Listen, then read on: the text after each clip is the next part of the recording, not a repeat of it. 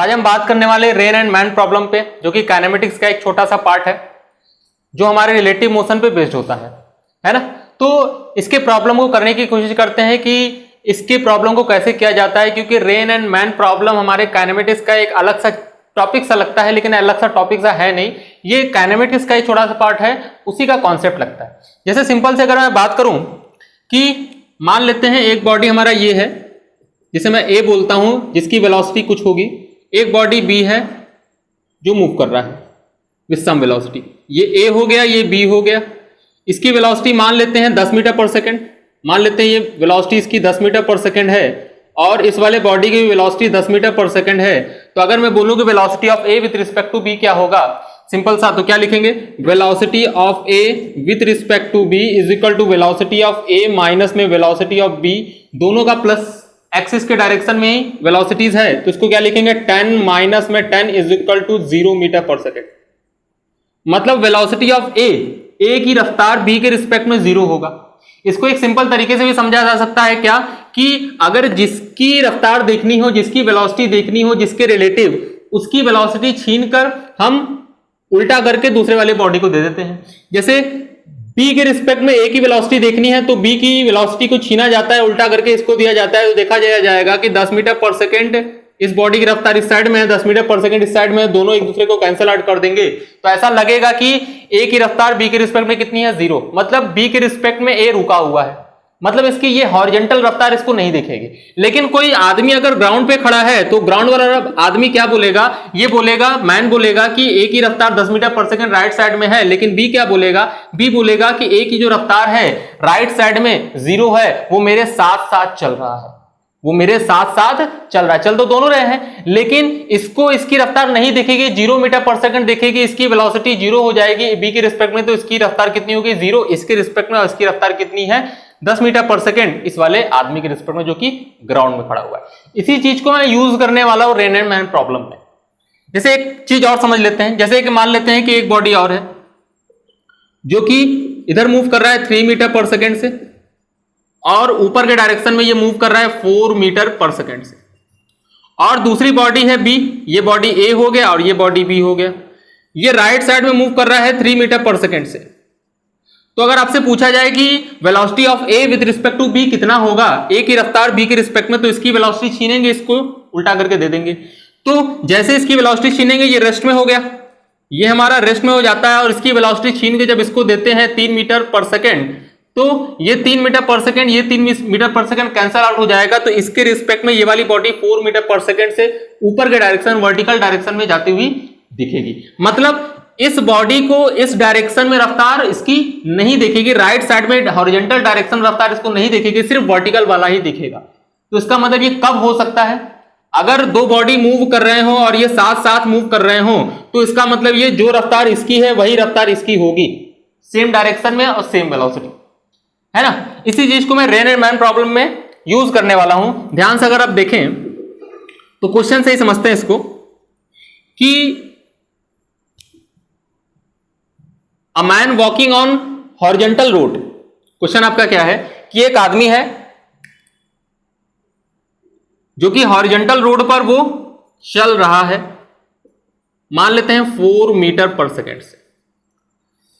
तो ये फाइंड करता है, ये अपीयर करता है कि जो रेन फॉल होती है इन वर्टिकल डायरेक्शन, आदमी जब 4 मीटर पर सेकेंड चलता है तो ये देखता है कि बरसात वर्टिकल डायरेक्शन में हो रही है, लेकिन यही आदमी अगर अपनी स्पीड को डबल कर लेता है, if he double his speed means 8 metre per second, then he find that rain falling at 60 degree from the vertical. ये फाइंड करता है कि 60 डिग्री पे बरसात होने लगती है। तो बताना यह है कि actual velocity of rain, actual velocity of rain, rain की एक्चुअल वेलोसिटी क्या होगी, क्योंकि एक्चुअल वेलोसिटी तो हो ही नहीं सकती ना ये, क्योंकि ये चलते चलते अगर देख रहा है तो ये रिलेटिव वेलोसिटी देख रहा है रेन का, और ये भी अगर चलते चलते देख रहा है तो ये भी रिलेटिव वेलोसिटी देख रहा है रेन का। तो अगर ये 4 मीटर पर सेकेंड से चल रहा होता है तो रेन को देखता है कि रेन वर्टिकली डायरेक्शन में मूव कर रही है विद सम वेलोसिटी, वेलोसिटी नहीं दे रखा है। और अगर ये 8 मीटर पर सेकेंड चलने लगता है, मतलब अपनी स्पीड को डबल कर लेता है, तो ये 60 डिग्री पर आते हुए प्रतीत होता है, दिखता है, उसको अपीयर होता है। तो बताना ये है कि रेन की एक्चुअल वेलोसिटी क्या है ना। तो हमेशा मैं क्या करता हूं कि इस तरीके के प्रॉब्लम में सीधा सीधा मैं रेन की एक्चुअल वेलोसिटी मान लेता हूं in horizontal direction and vertical direction. Simple, पहले मैं मान लेता हूं कि सपोज हॉरिजॉन्टल डायरेक्शन में एक्चुअल वेलोसिटी रेन की कितनी है, v1 है, और वर्टिकल डायरेक्शन में एक्चुअल वेलोसिटी कितनी है, v2 है। तो इनका नेट वेलोसिटी क्या हो जाएगा, नेट वेलोसिटी ही इसकी क्या कहलाएगी, actual velocity of rain with respect to ground, क्योंकि ये मैंने ग्राउंड के रिस्पेक्ट में माना है। तो ग्राउंड के रिस्पेक्ट में कितना होगा इसकी वेलोसिटी, नेट वेलोसिटी रूट में v1 square plus v2 square. अगर v1 v2 पता चल जाए तो काम हो जाएगा। ठीक है, अब आते हैं स्टेटमेंट। काम तो हो जाएगा, अगर नेट वेलोसिटी आ जाएगा तो हमारा काम हो जाएगा। स्टेटमेंट पे आते हैं। स्टेटमेंट में क्या कह रहा है कि रेन फॉलिंग वर्टिकली डाउनवर्ड जब ये 4 मीटर पर सेकेंड से चल रहा होता है। इसका मतलब ये पक्का है कि इसका जो ये 4 मीटर पर सेकेंड चल रहा है तो रेन का हॉरिजॉन्टल डायरेक्शन में रफ्तार नहीं देख पा रहा है, सिर्फ वर्टिकल में देख पा रहा है। इसका मतलब ये पक्का है, ये श्योर है कि रेन का हॉरिजॉन्टल डायरेक्शन में रफ्तार 4 मीटर पर सेकेंड रहा होगा, तभी वो हॉरिजॉन्टल में नहीं देख पा रहा है। क्योंकि हॉरिजॉन्टल में सेम रफ्तार होता है तो एक दूसरे के रिस्पेक्ट में क्या होता है, वेलोसिटी 0 होती है ना। तो इसका मतलब ये v1 की वैल्यू कितनी है, v1 बराबर 4 मीटर पर सेकेंड। ये बात मतलब v1 तो आ गया 4 मीटर पर सेकेंड। ठीक है, अब आते हैं दूसरे स्टेटमेंट पे। कह रहा है कि जब ये 8 मीटर पर सेकेंड से चलने लगे तब ये 60 डिग्री भी देखता है। अब अगर सोच के देखिए, अगर 8 मीटर पर सेकेंड से चलने लगेगा तो एक्चुअल वेलोसिटी में क्या करेंगे, इसके रिलेटिव में 60 डिग्री पे दिखा, तो इसके रिलेटिव में 60 डिग्री पे दिखा। अगर ये 8 मीटर पर सेकंड से चलने लगेगा तो 8 मीटर पर सेकंड हम इसको क्या कर देंगे, इसको उल्टा करके जोड़ देंगे। इसके रिस्पेक्ट में 60 डिग्री दिख रहा है तो इसका 8 छीनेंगे, उल्टा करके इसको देंगे, और जब उल्टा करके इसको देंगे तो अपोजिट डायरेक्शन में 8 मीटर पर सेकंड, तो 8 में से 4 घट जाएगा तो इस डायरेक्शन में कितना मिला, 4 मीटर पर सेकंड। और अगर ये 4 मीटर पर सेकंड हुआ और ये हमारा v2 है तो इसको क्या दिखा कि rain falling at 60 degree from the vertical, ये 60 डिग्री पे गिरा। तो ये हमारा 60 डिग्री पे ध्यान से देखा तो यहां से v2 आ जाएगा। इस वाले ट्रायंगल, इस छोटे वाले ट्रायंगल में हम tan 60 यूज कर लेंगे, और जैसे हम tan 60 यूज करेंगे तो इसकी वैल्यू कितनी आ जाएगी, tan 60 degree is equal to perpendicular कितना है, 4 है, क्योंकि ये 4 है तो ये भी 4 है, अपॉन में बेस इसकी वैल्यू कितनी हो जाएगी, v2, इसकी वैल्यू √3 होती है तो v2 की वैल्यू कितनी हो जाएगी आपके पास, 4/√3 मीटर पर सेकंड। अब देखिए एक्चुअल वेलोसिटी वर्टिकल डायरेक्शन में आ चुकी है, हॉरिजॉन्टल वेलोसिटी इस वाले स्टेटमेंट से हमने निकाला था, है ना। अगर ये वर्टिकली देख रहा है चलते चलते, इसका मतलब जिस डायरेक्शन में चल रहा है उसी डायरेक्शन में पक्का है रेन की रफ्तार भी रही होगी, तभी ये उसकी हॉरिजॉन्टल वेलोसिटी नहीं देख पा रहा है। तो ध्यान से अगर आप देखें तो इसकी नेट वेलोसिटी क्या हो जाएगी, इसकी नेट वेलोसिटी जो होगी वो net velocity of the rain मतलब actual velocity is equal to root में v1 का स्क्वायर, v1 की वैल्यू कितनी है 4 का स्क्वायर, और v2 का स्क्वायर कितना है 4 बाई में रूट में कितना हो जाएगा 3 का होल स्क्वायर। अब यहां से इसको सॉल्व कर देंगे तो इसकी वैल्यू कितनी आ जाने वाली है, 4 का स्क्वायर बाहर हो जाएगा 4 हो जाएगा, 1 + 1/3 तो कितना हो गया 4 का मतलब ये हो गया 8/√3 metre per second. This is the net velocity of actual velocity. ठीक है, इस तरीके से क्वेश्चन को सॉल्व किया जाता है। एक क्वेश्चन और लेते हैं, देखते हैं इस कॉन्सेप्ट को।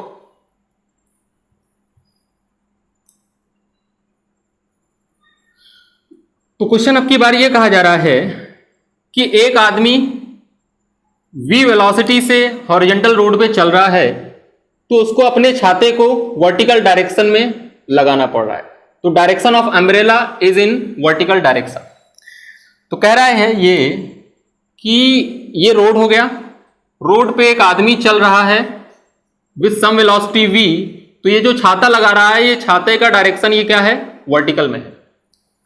तो इसका मतलब पक्का है कि अगर वर्टिकल में छाता लगा रहा है तो वर्टिकल के डायरेक्शन में ही बरसात हो रही होगी, तभी लगा रहा है। इसको हॉरिजॉन्टल वाला कंपोनेंट नहीं दिख पा रहा जो आदमी ये मूव कर रहा है। फिर क्वेश्चन ये कह रहा है कि आदमी जाते जाते कुछ भूल गया, घर से निकला बाजार के लिए घर से निकला, तो जैसे ही कुछ दूर जाता है तो कुछ अपना सोचा होगा कुछ सामान मैं भूल चुका हूं, तो ये फिर से उसी स्पीड से अपने डायरेक्शन को पलट देता है, मतलब घर की तरफ वापस आने लगता है विथ सेम स्पीड। लेकिन अब की बार इसे छाता वर्टिकल से 53 डिग्री पर लगाना पड़ा। समझ में आई बात? मैंने क्या बोला? मैंने ये बोला घर से आदमी निकला विद स्पीड v, तो छाते को उसने अम्ब्रेला को वर्टिकल डायरेक्शन में लगाया, लेकिन कुछ दूर जाने के बाद वह वापस लौटता है घर की तरफ। तो जब ये वापस लौटता है विद सेम स्पीड, तो उसे छाते को 53 डिग्री पे लगाना पड़ा फ्रॉम द वर्टिकल। तो बताना ये है कि what is the actual velocity of rain, rain की एक्चुअल वेलोसिटी कितनी है। फिर से सिंपल सी वही बात है, रेन फॉलिंग डाउनवर्ड वर्टिकली, तो डाउनवर्ड वर्टिकली इसे समझ में आता है, इसका मतलब ये जिस रफ्तार से जा रहा है, रेन की हॉरिजॉन्टल रफ्तार भी कितनी रही होगी, v रही होगी। तो एक्चुअल वेलोसिटी बनाने की कोशिश करिए। एक्चुअल वेलोसिटी मैंने बना दिया, हॉरिजॉन्टल वाला तो पक्का है ये v होगा, और वर्टिकल वाला मुझे नहीं पता, वर्टिकल वाला नहीं पता, तो मान लो ये कितना है, v1। This is the actual velocity मैंने बना लिया। अगर ये v1 पता हो जाएगा तो मैं नेट निकाल दूंगा इसका। v1 पता करने की कोशिश करते हैं।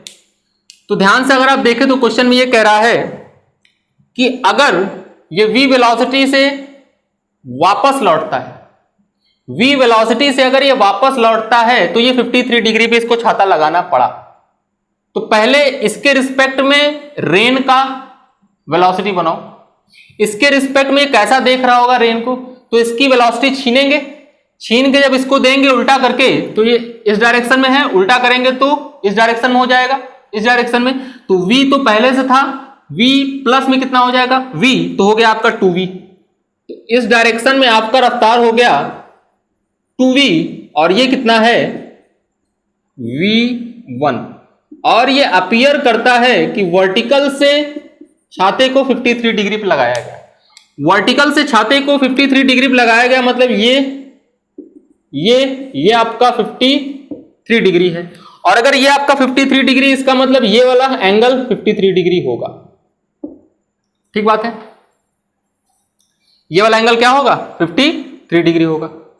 ये हाँ, वर्टिकल अपोजिट एंगल, तो ये 53 डिग्री। अब यहां से हम v1 निकाल सकते हैं, tan 53 लगा देते हैं। जैसे ही tan 53 लगाएंगे तो इसकी वैल्यू कितनी आ जाएगी, tan 53 degree is equal to कितना हो जाएगा, 2v, ये भी 2v हो जाएगा, 2v अपॉन में v1, 2v अपॉन में v1। और tan 53 की वैल्यू कितनी होती है, 4/3 है ना, tan 37 3/4, tan 53 4/3, तो इसकी वैल्यू हो गई 4/3 is equal to 2v upon में v1। ध्यान से अगर आप देखें तो v1 की वैल्यू यहां से आ गई, v1 इज इक्वल टू कितना हो गया, 3v अपॉन में 2, v1 की वैल्यू आ गई। और जैसे v1 की वैल्यू आ गई तो नेट वेलोसिटी हमारी रेन की आ जाएगी, नेट वेलोसिटी मतलब एक्चुअल वेलोसिटी, तो net velocity of the rain is equal to कितना हो जाएगा, v पहले से था v स्क्वायर, और v1 की वैल्यू मैंने निकाली है, वहां से कितना हो जाएगा, 9v square by 4, and this is equal to the कितना, रूट में 13v/2, रूट में 13v/2। क्लियर? तो ये क्वेश्चन हो गया। अब इस तरीके से और क्वेश्चन भी बनाए जा सकते हैं, ठीक है, लेकिन अब तक के लिए इतना ही, और फिर मिलते रहेंगे। Thank you very much.